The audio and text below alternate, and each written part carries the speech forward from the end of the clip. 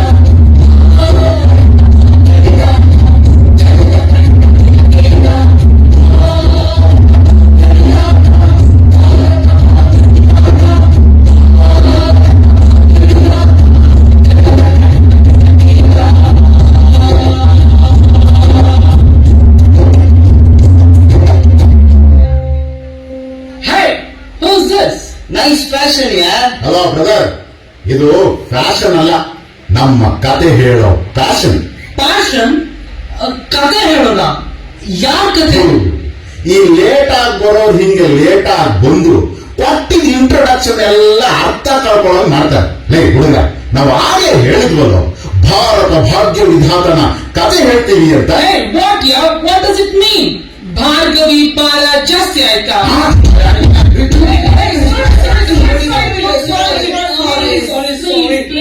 ಅಯ್ಯೋ ನೀನು ಮಾತಾಡ್ಮೇಲೆ ಕಾಲಿ ಪಿಚ್ಚಿ ಬೀಳ. ಎಷ್ಟು ಪಡ್ಕೊಂಡ್ರು ಇವ್ರ ಅಪ್ಪ ಇವನ್ನ ಆ ಸೀಮೆಗಿಲ್ಲದ ಇಂಗ್ಲಿಷ್ ಮೀಡಿಯಂ ಸೇರ್ಸ. ಇವೋ ಆ ಶಾಲೆ ಏನು ಓದಿದ್ವು, ಆ ಕಡೆ ಇಂಗ್ಲಿಷ್ನವರೂ ಆಗಿಲ್ಲ, ಈ ಕಡೆ ಕನ್ನಡದವರೂ ಆಗಿಲ್ಲ. ಇಡ್ಲಿ ಕೆಚಪ್ ಹಾಕೊಂಡು ತಿನ್ನೋನೆ. ಅದು ಭಾರ್ಗವಿ ಭಾರ ಜಾಸ್ತಿ ಆಯ್ತು ಅಲ್ಲ ಕಡೋ. ಭಾರತ ಭಾಗ್ಯ ವಿಧಾತ. It's about one who shaped our country's future. ಓ, ನಮ್ಮ ಫ್ಯೂಚರ್ ರೂಪಿಸಿದವರ ಯಾವ ಸಾಫ್ಟ್ವೇರ್ ಇಂಜಿನಿಯರೇ ಇರಬೇಕು. ಸಾಫ್ಟ್ವೇರ್ ಇಂಜಿನಿಯರ್ ಅಲ್ಲ ಲೇ, ಸೋಷಿಯಲ್ ಇಂಜಿನಿಯರ್.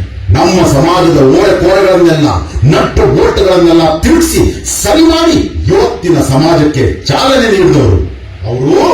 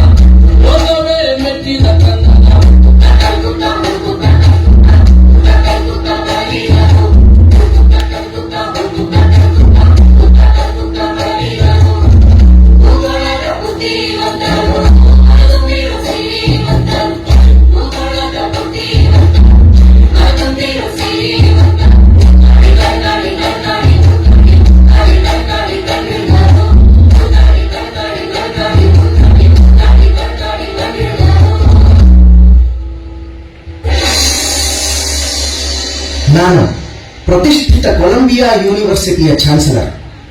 ಈ ಸಲ ನಾವು ನಮ್ಮ ಯೂನಿವರ್ಸಿಟಿಯ 250 ವರ್ಷದ ಸುದೀರ್ಘ ಇತಿಹಾಸದಲ್ಲಿ ನಮ್ಮ ಯೂನಿವರ್ಸಿಟಿಯ ಶ್ರೇಷ್ಠ ವಿದ್ಯಾರ್ಥಿ ಯಾರು ಅಂತ ಸಮೀಕ್ಷೆ ಮಾಡಿದ್ವಿ. ಆ ವಿದ್ಯಾರ್ಥಿಯು ಇಲ್ಲಿ ಓದುತ್ತಿದ್ದಾದರೂ ಅತ್ಯುನ್ನತ ನಡತೆ ಹಾಗೂ ಚಾತುರ್ಯತೆಯನ್ನು ಪ್ರದರ್ಶಿಸಿರಬೇಕು ಹಾಗೂ ಇಲ್ಲಿಂದ ಪಡೆದ ವಿದ್ಯೆಯನ್ನು ಮನುಕುಲದ ಏಳಿಗೆಗಾಗಿ ಬಳಸಿರಬೇಕು. ಹಾಗೆ ಯಾರು ಮಾಡಿದ್ದಾರೆ ಅಂತ ಹುಡುಕಿದಾಗ ನಮಗೆ ಸಿಕ್ಕ ಹೆಸರು ಒಬ್ಬ ಭಾರತೀಯನದು. So hats off India, hats off India, hats off India.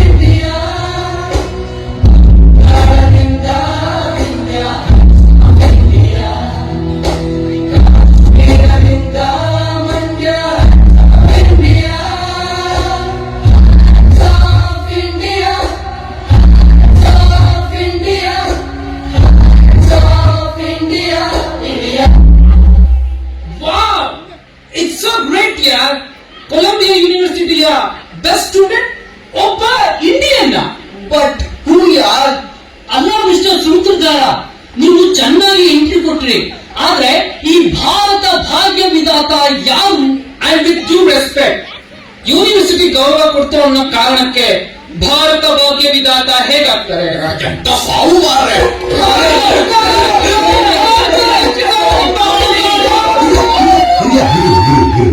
ಸಮಾಧಾನ ಇದು ಫೇಸ್ಬುಕ್ ಅಲ್ಲಿ ನ್ಯೂಸ್ ಓದೋ ಜನರೇಷನ್.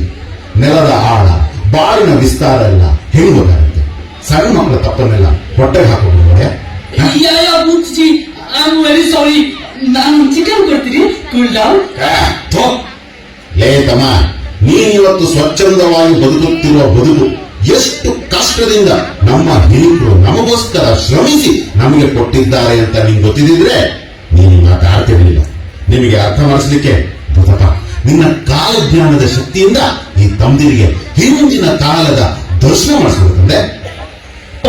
ಅಂದ್ರೆ ಇವತ್ತು ನಮ್ಗೆಲ್ಲ 8 ತಾಸಿನ ಕೆಲಸ ಇರೋದು, ಓವರ್ ಟೈಮ್ಗೆ ಹೆಚ್ಚಿನ ಹಣ, PF, TA, DA, ಇನ್ಶೂರೆನ್ಸ್ ಇದೆಲ್ಲ ವ್ಯವಸ್ಥೆಗೆ ಬಂದಿದ್ದು ನೀವ್ ಹೇಳ್ತಿರೋ ಭಾರತ ಭಾಗ್ಯ ವಿಧಾತರಿಂದಲೇ. ನಾನು ಮತ್ತೆ ಅದೆಲ್ಲ ಓಕೆ, ಆದ್ರೆ ನಾವ್ ಯಾಕಂದ್ರ ಭಾರತ ಭಾಗ್ಯ ವಿಧಾತ ಅನ್ಬೇಕು? ಅಲ್ಲ, ಇಷ್ಟೆಲ್ಲ ಮಾಡಿದ್ದು ಈ ಗಂಡಸರಿಗಲ್ವೇ? ಎಕ್ಸಾಕ್ಟ್ಲಿ. ಹೆಣ್ಮಕ್ಳಿಗೆ ಅವ್ರು ಏನ್ ಮಾಡಿದ್ದಾರೆ, ನಾವೇ ಬಂದು ಒಪ್ಕೋಬೇಕು? ತಾಯಿ, ಈ ನೆಲದ ಋಣವನ್ನ ಆ ಮಹಾಪುರುಷ ತೀರಿಸಿದ್ದು ಪ್ರತಿ ಹೆಣ್ಣು ಮಗುವು ಗೌರವದಿಂದ ಬದುಕು ಸಾಗಿಸುವುದನ್ನ ಮಾಡೋದ್ರ ಮೂಲಕ. ಅದು ಓ ಅಣ್ಣಯ್ಯ,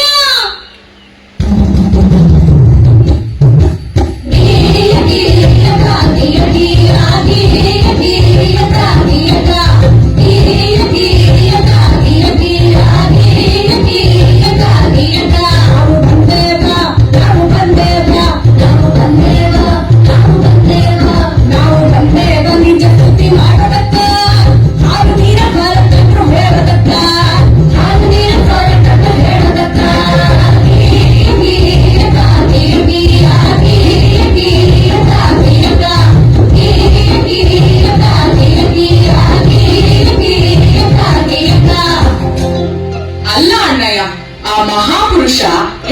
ಹೆಣ್ಮಕ್ಳಿಗೆ ಗೌರವ ಬಾಳ್ ಕೊಟ್ಟ ಅಂತ ಎದೆ ತುಂಬ್ಕೊಂಡ್ ಕಣ್ಣೀರಿಟ್ಟೆ.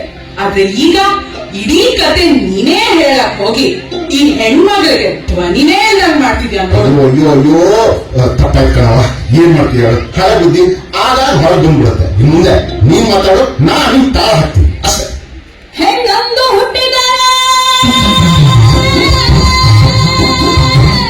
ವಿಷ ಉಳಿಸುವರೆಯ.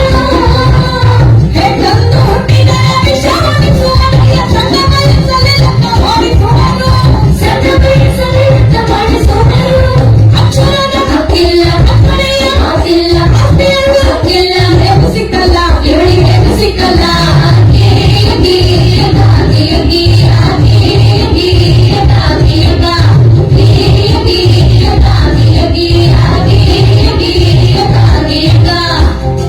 ತಂಗಿ, ಹೆಣ್ಣು ಅನ್ನೋದು ಈ ಸಮಾಜದಲ್ಲಿ ಒಂದು ಜೀವಿಯಾಗಿರ್ಲಿಲ್ಲ.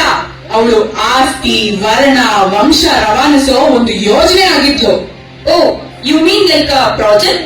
ಹ್ಞೂ, ಈ ಜಾತಿ ಆ ಜಾತಿ ಸೇರ್ಬಾರ್ದು, ಆ ವರ್ಣ ಈ ವರ್ಣ ಬೆರಿಬಾರ್ದು, ಈ ಆಸ್ತಿ ಆ ಆಸ್ತಿ ಅವ್ರ ಕೈ ಸೇರ್ಬಾರ್ದು. ಹಿಂಗೆಲ್ಲ ಆಗ್ಬಾರ್ದು ಅಂದ್ರೆ ಹೆಣ್ಣಿಗೆ ಯೋಚಿಸೋ ಶಕ್ತಿ ಕೊಡ್ಬಾರ್ದು. ಹಾಗೆ ಅವಳಿಗೆ ಒಪ್ಪಿಗೆ ಇದೆಯೋ ಇಲ್ವೋ, ಅವಳ ಬುದ್ಧಿ ಮತ್ತು ಮೈ ಮಾಗಿದೆಯೋ ಇಲ್ವೋ, ಅವಳಿಗೆ ಜಾತಿಯಲ್ಲೇ ಮದುವೆ ಮಾಡಿಸ್ಬಿಡೋದು. ಹೆಣ್ಣು ಆಸ್ತಿ ತಗೋ ಬರ್ತಾಳೆ. ಹಾಗಾಗಿ ಒಬ್ಬ ಗಂಡಿಗೆ ಹೆಚ್ಚೆಚ್ಚು ಮದುವೆ ಮಾಡಿಸಿದಷ್ಟು ಹೆಚ್ಚೆಚ್ಚು ಆಸ್ತಿ ಬರುತ್ತೆ. ಒಂದ್ ವೇಳೆ ಗಂಡ ಸತ್ರೆ ಅವಳು ಇನ್ಯಾವ ಗಂಡು ನೋಡದೆ ಇರ್ಲಿ, ಹಾಗ ಅವಳು ಬೇರೆ ಸಂಸಾರ ಮಾಡದೇ ಇರ್ಲಿ ಅಂತ ಅವಳು ತಲೆ ಬೋಳಿಸ್ತಿದ್ರು. ಅವಳು ಮನೆ ಬಿಟ್ಟು ಆಚೆನೆ ಬರಂಗಿರ್ಲಿಲ್ಲ. ಹೇ ನನ್ನಪ್ಪ ಸರ್ದಾರ ಗುಡುಗಿದ ಕೈಯ.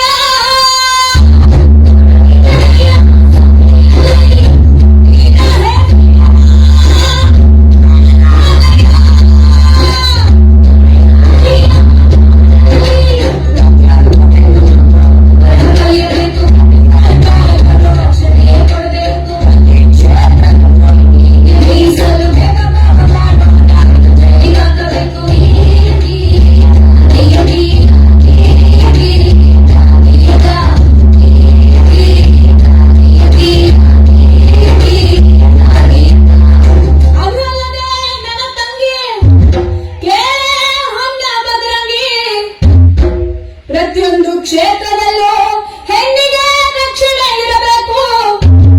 ಹಾಗಂತ ನನ್ನಪ್ಪ ಸರ್ದಾರ ಕೊಡಿಸಿದ ಹಲವು ಸವಲತ್ತು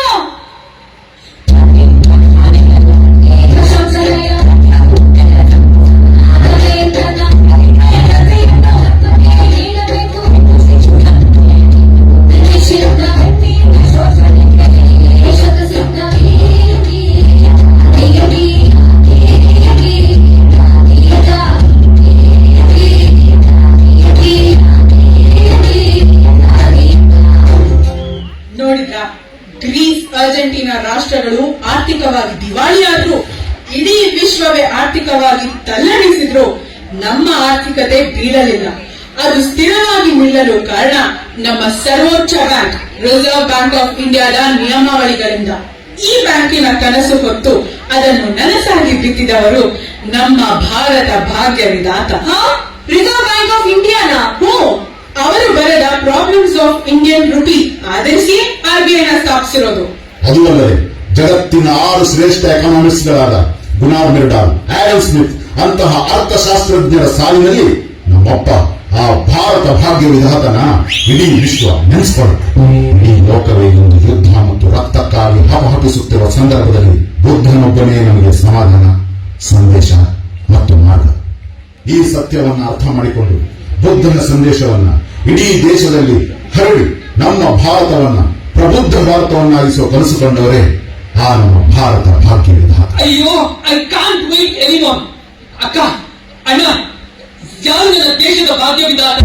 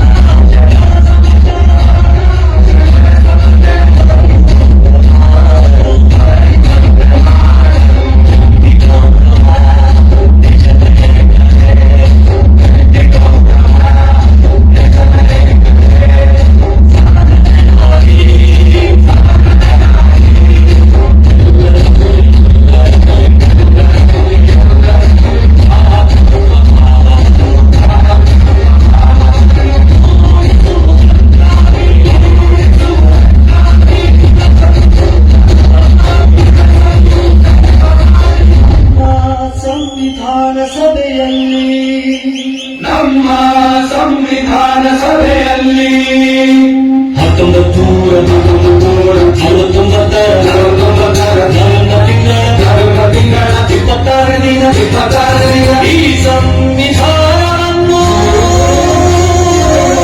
ಸಂವಿಧಾನವನ್ನು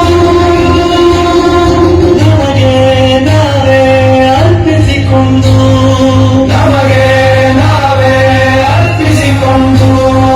ಅಂಗೀಕರಿಸಿ ಶಾಸನವಾಗಿ ವಿಧಿಸಿಕೊಂಡಿದ್ದೇವೆ.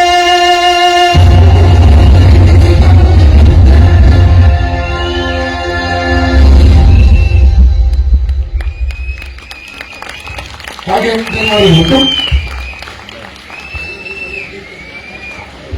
ಎಲ್ಲ ದಯಮಾಡಿ ಸ್ಟ್ಯಾಂಡ್ ಅಪ್ ಮಾಡಬೇಕು.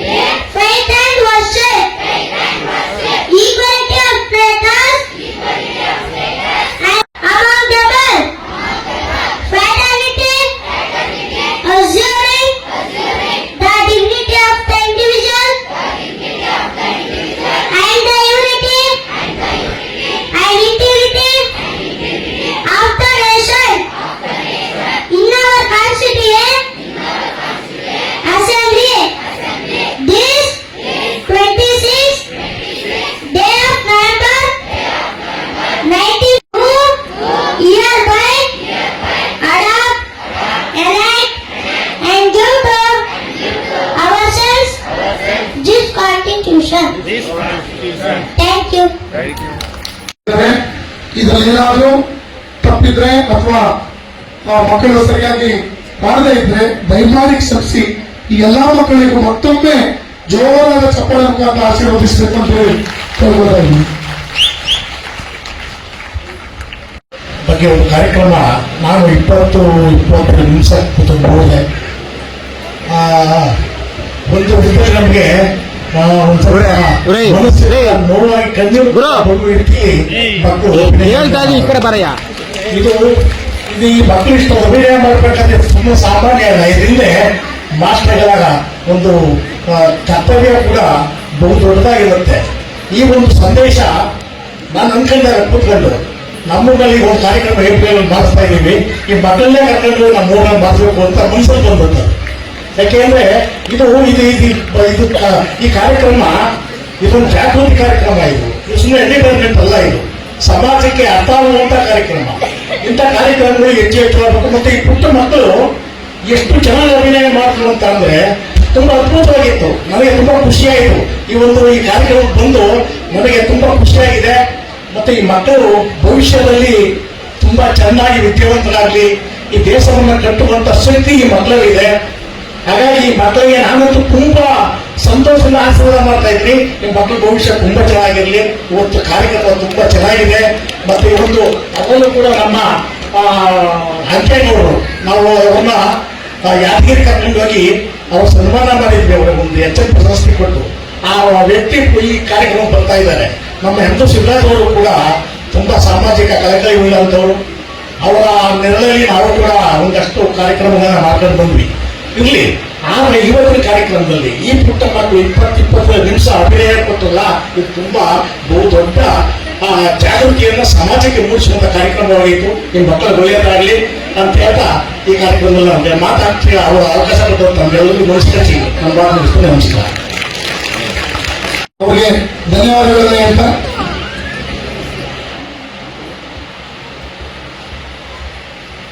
ನಮಸ್ಕಾರ. ಮುಂದೆ ಬನ್ನಿ ಸರ್, ಮುಂದೆ ಬನ್ನಿ ಸರ್. ಈಗಾಗಲೇ ನಮ್ಮ ಸ್ನೇಹಿತರಾದಂಥ ಇವರು ಡ್ಯಾನ್ಸ್ ಮಾಡುವಂಥ ಸಂದರ್ಭದಲ್ಲಿ ನಾನು ಕೂಡ ಸ್ವಲ್ಪ ಭಾವುಕರಾದೆ. ನಾನು ಕೂಡ ಅಂದರೆ ಡಾಕ್ಟರ್ ಬಾಬಾ ಸಾಹೇಬ್ ಅಂಬೇಡ್ಕರ್ ಅವರು ಎಷ್ಟು ನೊಂದಿದ್ದಾರೆ, ಎಷ್ಟು ಕಷ್ಟಪಟ್ಟಿದ್ದಾರೆ. ಇಡೀ ವಿಶ್ವದಲ್ಲೇ ಅವ್ರನ್ನ ಇವತ್ತು ವಿಶ್ವ ಮೆಚ್ಚುವಂತಹ ಒಬ್ಬ ಅದ್ಭುತವಾದಂಥ ವ್ಯಕ್ತಿ. ಅವರು ಸುಮಾರು 32 ಡಿಗ್ರಿಗಳನ್ನು ಪಡೆದು ಇವತ್ತು ನಮ್ಮ ಭಾರತಕ್ಕೆ ಅತ್ಯುತ್ತಮವಾದ ಸಂವಿಧಾನವನ್ನು ಬರೆದುಕೊಟ್ರು. ಈಗ ನಮ್ಮ ಮಕ್ಕಳು ಅದ್ಭುತವಾಗಿ ಮಾಡಿದ್ರು, ಎಲ್ಲ ಮಕ್ಕಳು ಕೂಡ ಅದ್ಭುತವಾಗಿ ಮಾಡಿದ್ದಾರೆ. ಅದರಲ್ಲೂ ಕೂಡ ಡಾಕ್ಟರ್ ಬಾಬಾ ಸಾಹೇಬ್ ಅಂಬೇಡ್ಕರ್ ಅವರ ಪಾತ್ರವನ್ನು ಮಾಡಿರ್ತಕ್ಕಂಥ ನಮ್ಮ ಸ್ನೇಹಿತನ ಮೊಮ್ಮಗ ತುಂಬ ಚೆನ್ನಾಗಿ ಮಾಡಿದ್ದಾರೆ. ಎಲ್ಲರೂ ಕೂಡ ಹೆಣ್ಮಕ್ಳು ಕೂಡ ಚೆನ್ನಾಗಿ ಡ್ಯಾನ್ಸ್ ಮಾಡಿದ್ದಾರೆ. ನನಗಂತೂ ತುಂಬ ಖುಷಿ ಆಯಿತು. ಹಾಗಾಗಿ ಈ ಸಂದರ್ಭದಲ್ಲಿ ನಾನು ನಮ್ಮ ಕೊರಿಯೋಗ್ರಾಫರ್ ಚಂದ್ರ ಅವರಿಗೆ ನಾನು ಅಭಿನಂದನೆಯನ್ನು ಸಲ್ಲಿಸ್ತಾ ಇದ್ದೀನಿ. ಈಗ ನಾವು ನಮ್ಮ ಕಾಲೇಜಿಗೆ BEd ಕಾಲೇಜಿಗೆ ಫೋಟೋ ಬೇಕಾಗಿರೋದ್ರಿಂದ ಮ್ಯಾಗಝಿನ್ ಬಿಡುಗಡೆಗೆ ನಾನು ಮತ್ತು ಚೇತನ್ ಕುಮಾರ್ ಅವರು ಒಂದು ಫೋಟೋವನ್ನು ತಗೊಳ್ಬೇಕು ಅಂತೇಳಿ ನಾನು ಇವರ ರಿಕ್ವೆಸ್ಟ್ ಮಾಡ್ಕೊಂಡಿದ್ದೀನಿ. ಈಗ ಫೋಟೋವನ್ನು ತಗೊಳ್ತೀವಿ. Thank you. Thank you.